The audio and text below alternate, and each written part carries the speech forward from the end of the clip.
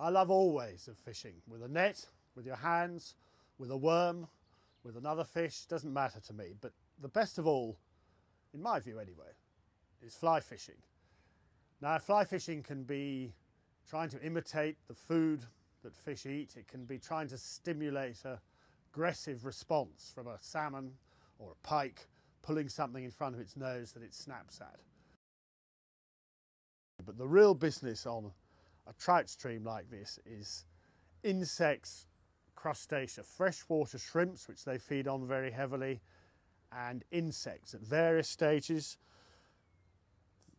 The eggs hatch out on the bottom, the little nymphs rise up through the water, they reach the surface, they hatch out, and then they take wing. And trout eat them at every stage of that process. But the most delightful, the most aesthetically pleasing, I suppose, is between the moment of reaching the surface and when they hatch out and they dry their wings, and there is a time when they float along the surface of the water, and you will then see trout in the water with their noses up, sucking them in.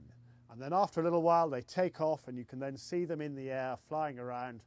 Later on they will return to the river, lay their eggs and die. The eggs sink to the bottom, the whole process starts again. But there's something fantastic about that moment when an insect reaches the surface, breaks through the surface, dries its wings, and then is or isn't swallowed by a trout. And that's what we're doing here.